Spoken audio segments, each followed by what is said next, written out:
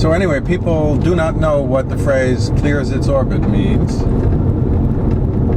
And in fact, Jupiter has what are called Trojan asteroids in a gravitationally stable point, a third of the way in front of and behind it in its orbit. But those are considered so trivial as to not being...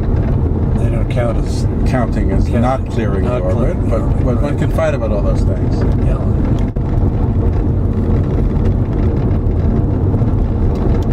Around, and all the objects below about 400 kilometers are not round. So 400 kilometers around about seems a reasonable place, and it's not varying in brightness as it rotates. So he's just using the term dwarf planet without the official imprimatur, object by object, of the International Astronomical Union, which otherwise had been keeping a list of the accepted dwarf planets. That's got some credibility. That's believable. Yeah. So you have to. But you're saying if I were to say I'd seen a dwarf planet, then we'd yes, the normal stars are called dwarfs. So the main sequence of stars, most of the stars, are dwarfs. We add the term classical. So then there would be two kinds of planets: classical planets and dwarf planets. For just a moment, another place that Pluto lost its distinction, as I understand it, is of the big nine, of the nine, it is no longer further out than Uranus. That was true for around 10 years. It ended in 1989. Oh, really? Oh, well, that's too bad.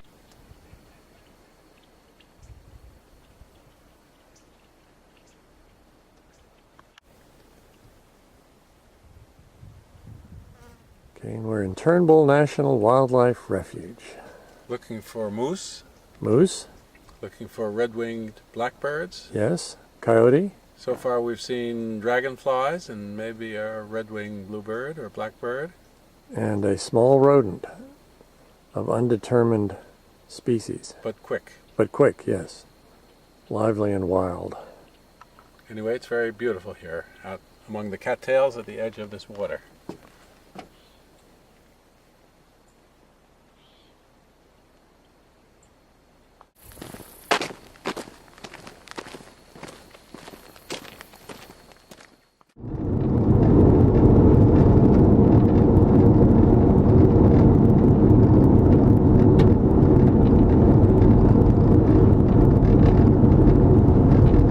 Drive teams in this country with 40 mules.